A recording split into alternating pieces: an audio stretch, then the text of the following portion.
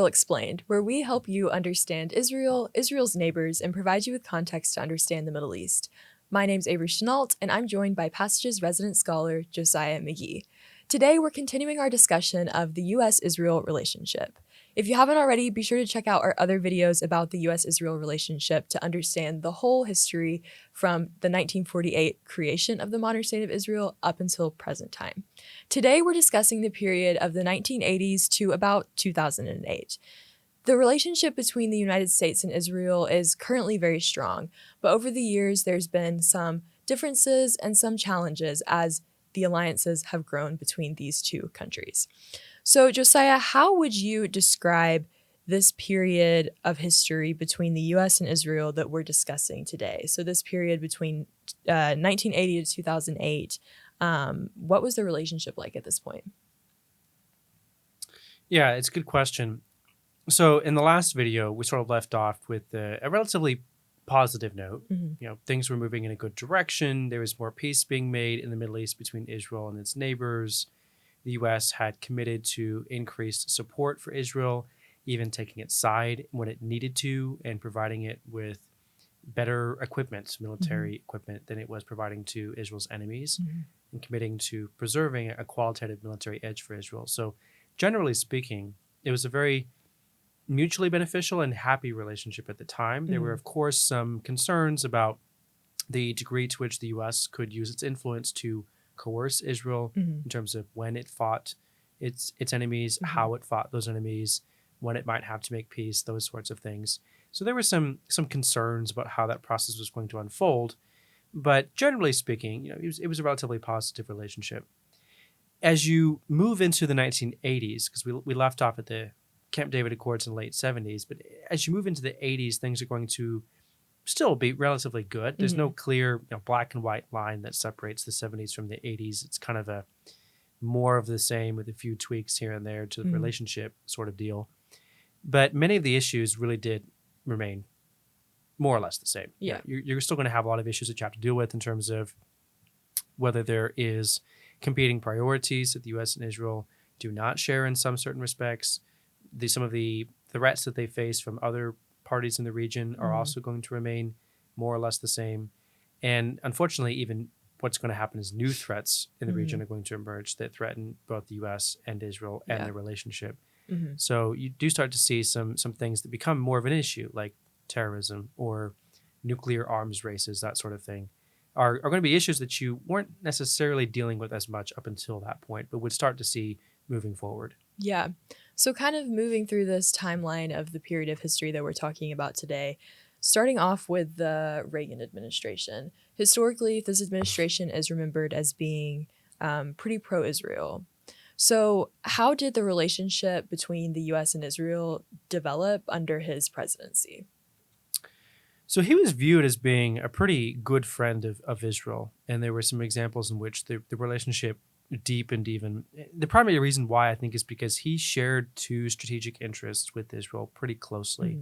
And that would be countering terrorism and trying to deal with the Soviet Union and the arms race that they were promoting in some parts of the world. So there's a couple of things that are important to remember. One, the Jimmy Carter presidency, the one right before Reagan took office, ended in the Iranian embassy hostage crisis. So you have the 1979 Islamic Revolution in Iran. As part of that, there were many Americans held hostage in the embassy in Iran for over a year, and it became a very serious issue. And the Cold War was nearing the end at the time as well, but the Soviet Union was still very aggressive. So you have both this newfound threat of terrorism. You also have this almost coming to a conclusion, but still very active threat of communism and of the Soviet Union during the Cold War. And Reagan was very concerned about both of these issues. So it invested in Israel's security in a couple of ways, really several ways, actually. He invested in some economic priorities of Israel, which would include major loans to Israel, a free trade agreement between the U.S. and Israel, and that sort of thing. There was a formal commitment made to Israel in the form of a major non-NATO ally status, which is something similar to other countries like Qatar have that today. Yeah. So there's some formality to the alliance that's being Mhm. added to the relationship between the U.S. and Israel during the Reagan administration. You also have ongoing military cooperation and aid. You have the development of new forms of aid, like building equipment stockpiles in Mhm. Israel. So, what that means basically is that the U.S. keeps a certain amount of ammunition stored in Yeah. Israel, which the U.S. can then come get from Israel Yeah.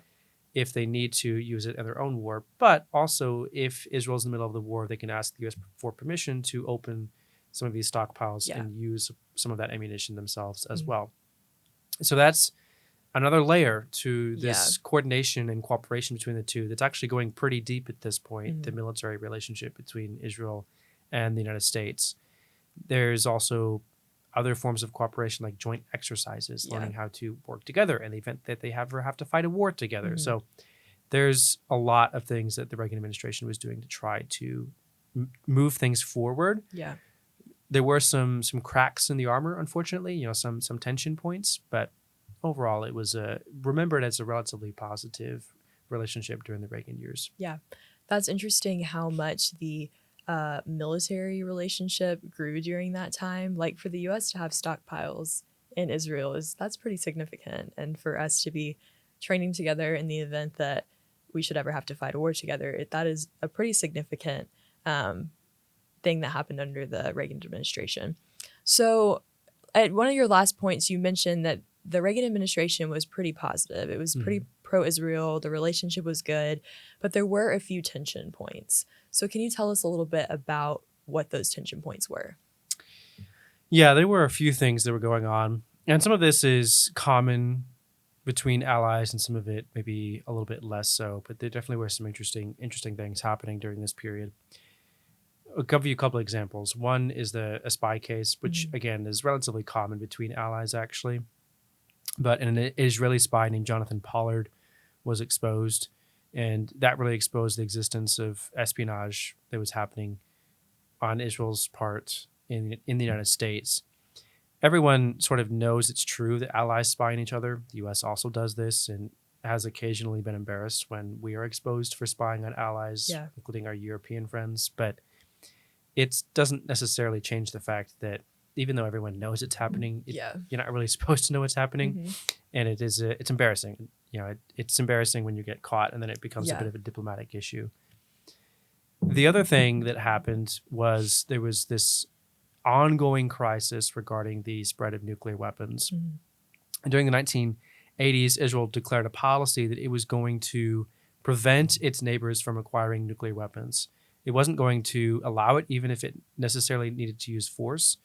And the Reagan administration generally agreed with a non proliferation approach.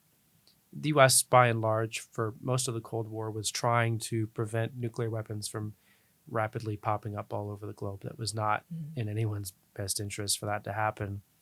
But it didn't agree with Israel's approach to preventing its neighbors from getting those weapons. Israel actually bombed an Iraqi nuclear reactor Mhm. to prevent the development of nuclear weapons. Yeah. And it made sense. Saddam Hussein was already a person with a lot of very Yeah. threatening things to say. And it made sense that he was looking to create nuclear weapons. It was probably very true that he was, in Hmm. fact, trying to create nuclear weapons. But again, the US was not a fan of the strategy of bombing the nuclear facility in order to prevent it from happening. It was criticized by the US, who argued that it was, to them, unclear how quickly Iraq would weaponize their nuclear program, Hmm. or even if they would. And again, in hindsight, it's pretty clear that they would have tried to, but at the time, the U.S. was not a fan of that decision. Hmm. The last thing that was a bit of a tension point between Israel and the United States during the Reagan administration was negotiating, Hmm. specifically negotiating with terrorists. Yes. So this is before the Oslo Accords. Mhm. It's before any of the peace agreements between Israel and the Palestinians. In the 1980s, there was a strict no discussion policy with the Palestine Liberation Organization, Mm. which was a terror organization. Or it was viewed as such, classified as such. So Israel had a no tolerance policy regarding these negotiations, but the U.S. was a little bit less committed to that no tolerance policy officially, it wasn't going to negotiate with terrorists. Unofficially, the Reagan administration had already opened some form of dialogue with the PLO and was sort of experimenting with this idea of maybe there should be negotiations between Israel and the PLO. It would become a trend, actually, that the U.S. would face some resistance from Israel against negotiating with groups that Israel considered terror organizations, but groups that the U.S. thought would maybe be a good idea for them to talk to. Yeah. So you were talking about how for a good while that the United States and Israel would not be willing to participate in peace negotiations, but that is something that did eventually happen during this period of time. So how did the U.S. convince Israel to participate in these peace negotiations, and what had to happen? Well, there's a few things that happened first. It didn't happen right away because remember, Reagan's coming into office in the early 80s, and the Oslo Accords aren't going to be until the mid 90s. Yeah. So there's a few things that have to happen before we actually get to that peace process. In between, you have the first Bush administration, so not George W., but George H.W. Bush. And he wanted to try to pick off where Reagan left off and move things forward in terms of creating peace in the Middle East. But it was a slow process, and there was a major distraction when Iraq invaded Kuwait, which then prompted the Bush administration to create the coalition that would fight Operation Desert Storm in order to push Saddam Hussein and Iraq out of Kuwait. And that coalition included a lot of Arab countries. Yeah. So the priority shifted from the Israeli-Palestinian conflict very quickly away to the Gulf countries of the Middle East to try to resolve this crisis that was happening over there. And Israel, ironically, despite not being very close to this conflict, came under attack, actually. Iraq actually launched Scud missiles at Israel during this conflict. And Israel agreed to not jeopardize the mission by retaliating, but it took some convincing because the U.S. knew that if Israel responded directly to Iraq, then a lot of the Arab countries that were part of the coalition the U.S. put together to push Iraq out of Kuwait were probably going to leave the coalition. Yeah. Because then it would be a war against Israel, not a war against Iraq. Yeah.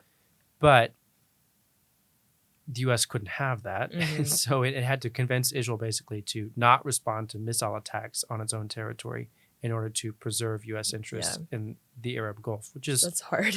It's a hard thing to do.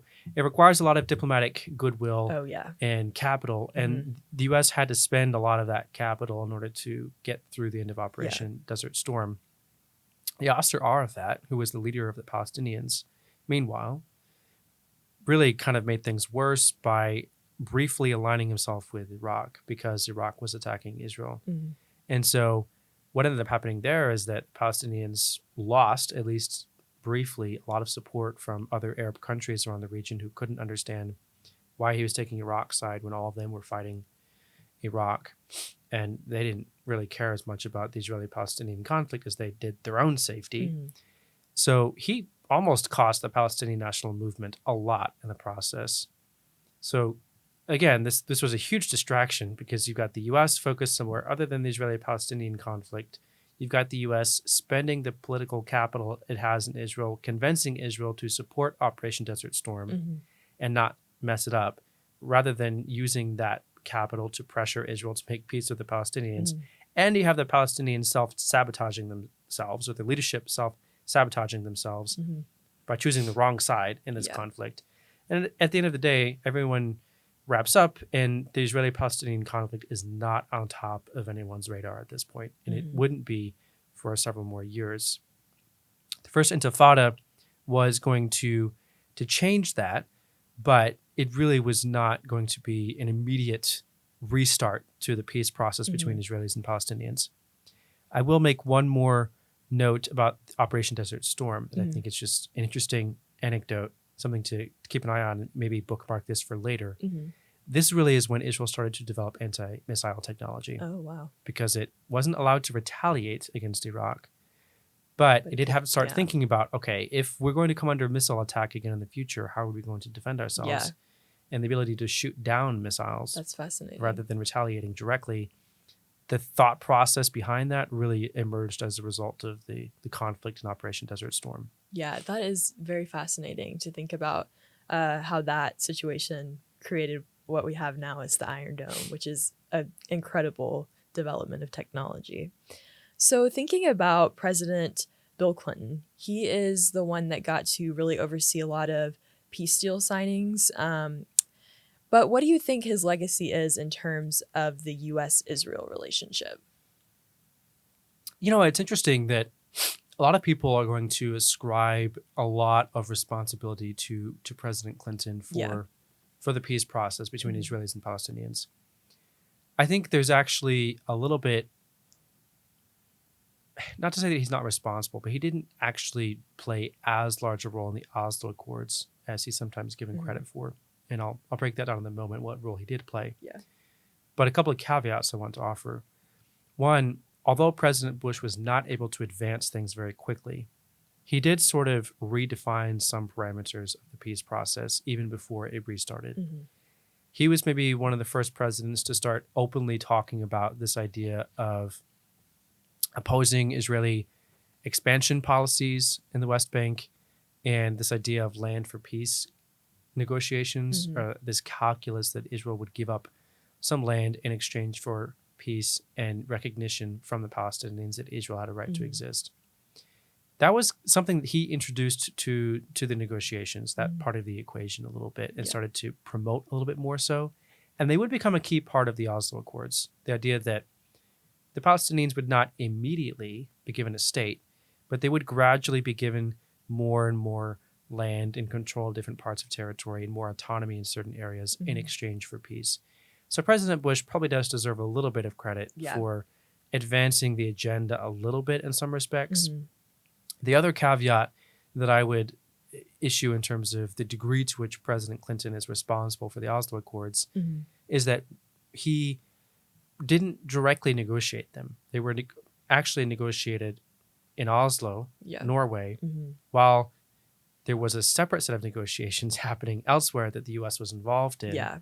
But the negotiations happening in Oslo, Norway were mostly secret. Yes. It wasn't until towards the end that the U.S. found out about them and then helped to sort of get them across the finish line. Now, all that being said, what President Clinton did do was help get them across the finish line. Because in order to get them all the way there to the finish line, you had to lend a certain amount of authority and credibility to the process. So it was decided early on that it would make more sense, I should say early on in the process of determining how it would be signed, it was determined that it would make sense if it was done in an environment that had the ability to display the support of the international community and the authority of someone who could provide some sort of guarantee that it was actually going to work. And the two countries that made most sense to get on board would be the US and the Soviet Union, Russia. These are two countries that were, even at the end after the end of the Cold War, still some of the two biggest countries and most powerful in the world. And if they came together and you signed a peace agreement between Israelis and Palestinians on the White House lawn, then it had the ability to display to the rest of the world that this was a serious agreement. This wasn't something that was being signed and it was going to be given up on a week later. That it was serious. The Israelis and Palestinians were both serious, and the US and Russia were both serious because they were putting their reputation on the line a little bit to support this agreement, and that they were going to hold the Israelis and Palestinians accountable to this arrangement.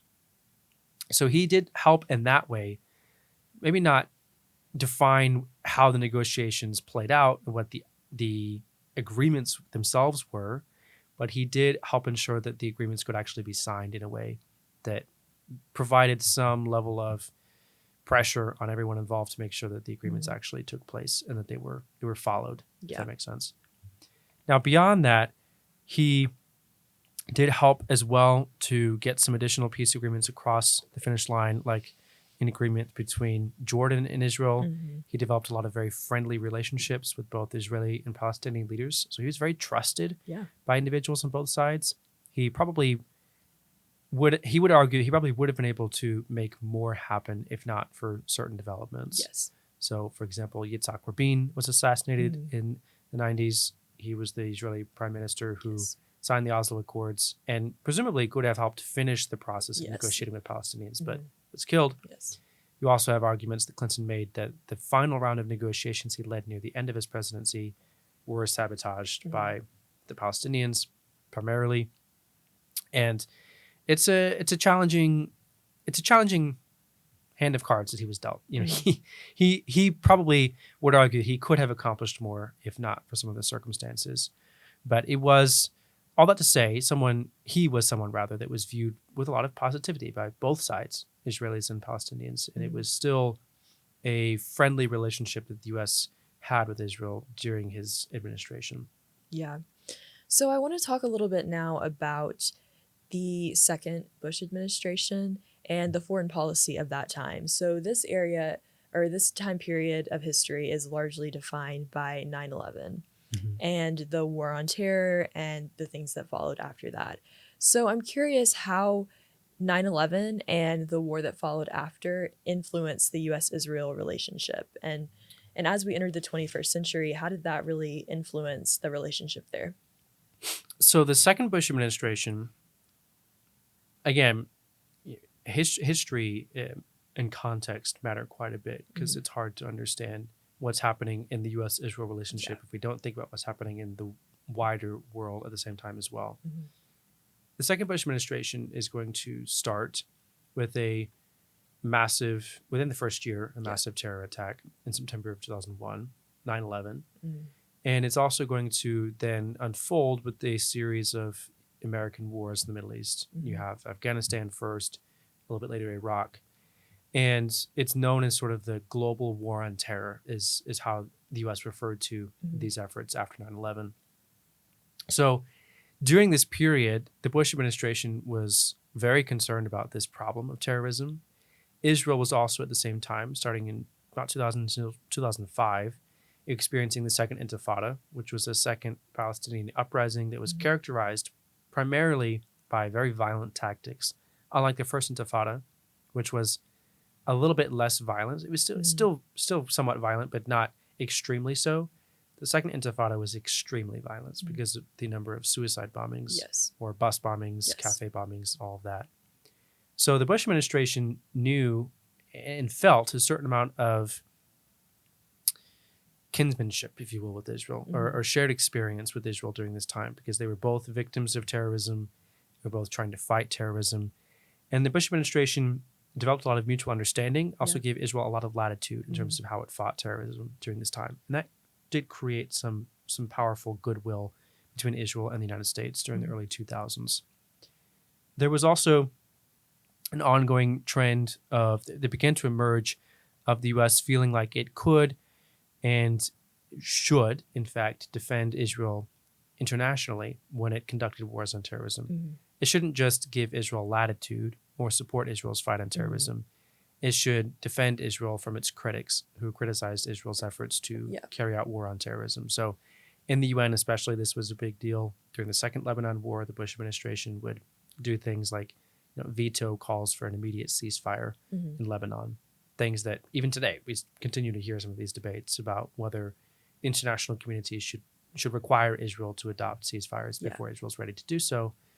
And Bush really was one of the presidents who set this precedent of not requiring Israel to do so before Israel felt like it was ready. A little bit more so even than some of his predecessors who might have tried to restrain Israel a little bit more from a military standpoint.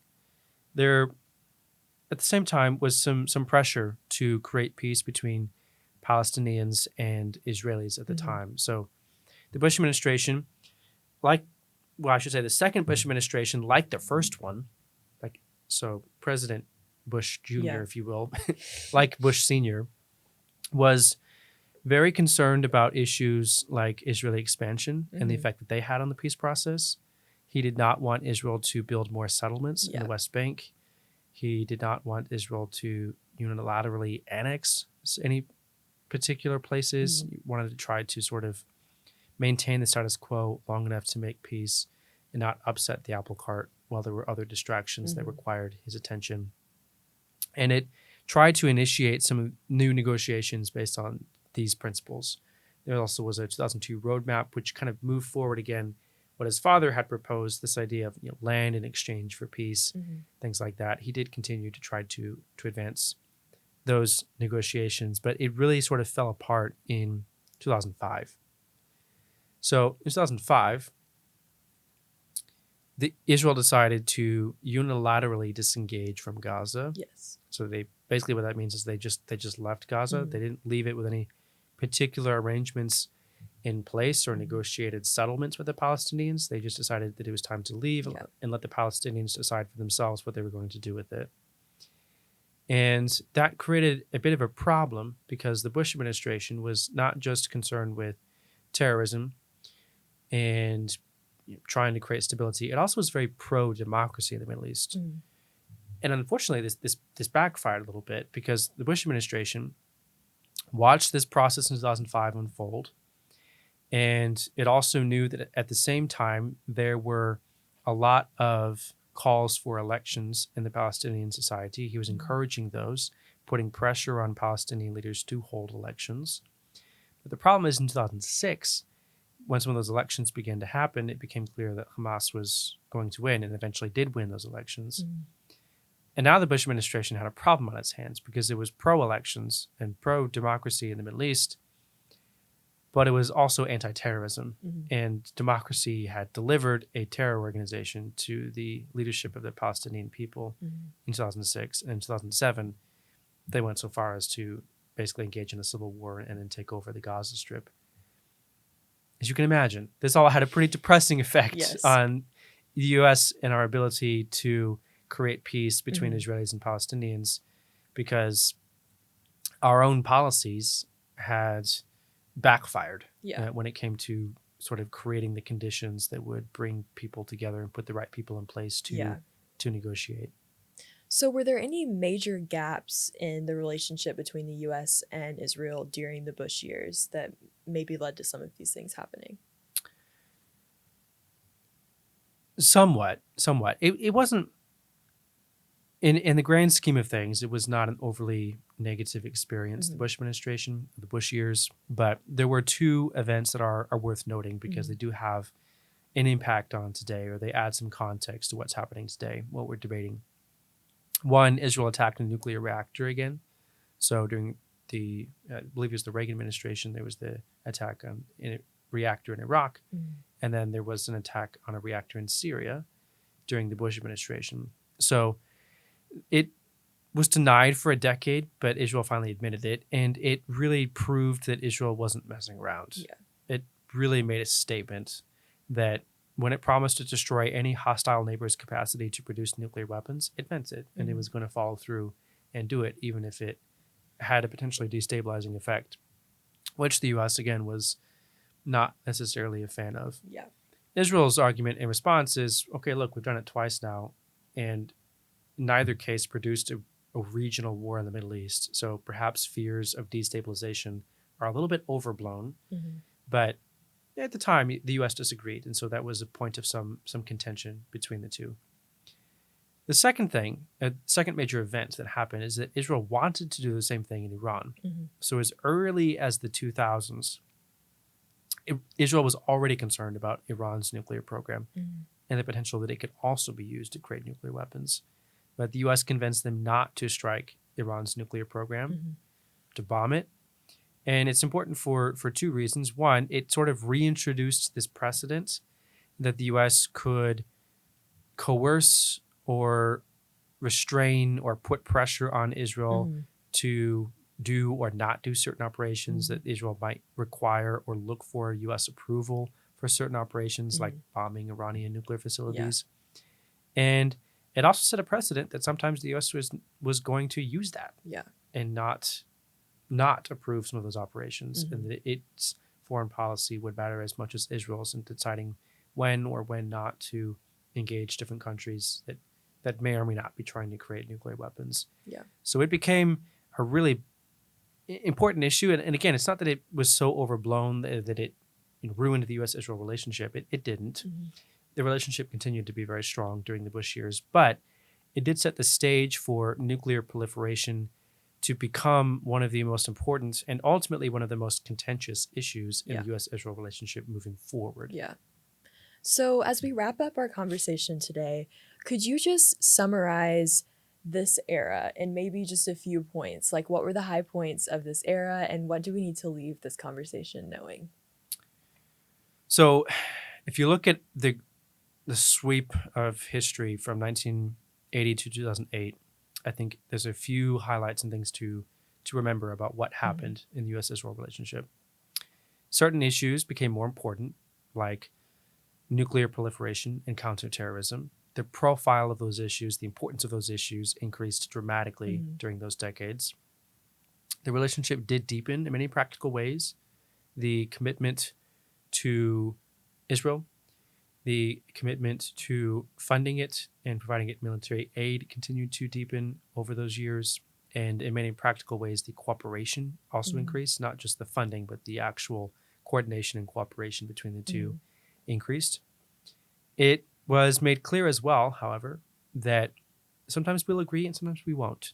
And sometimes there'll be disagreements over whether the U.S. should or should not continue to restrain Israel or to coerce Israel to make certain concessions in exchange for peace. That in particular would become a more contentious issue as well over the few decades between the 80s and the leading up to 2010, let's say. Issues like settlements and annexation would also become a little bit more controversial as the U.S. tried to figure out what role was it going to play in negotiating between the Israelis and the Palestinians. Well, those are all very helpful things in helping us understand this period of history between the relationship between Israel and the United States. So, Josiah, thank you so much for walking us through this period of history and giving us such a great overview. And to our audience, thank you as always for listening. If you have any questions about anything that we discussed today, please leave a comment below and we would be happy to answer your question. If you're looking for more resources, be sure to check out the description. And if you're looking for more content related to Israel and the Middle East, be sure to check us out on social media. Thank you so much for watching, and we'll see you next time.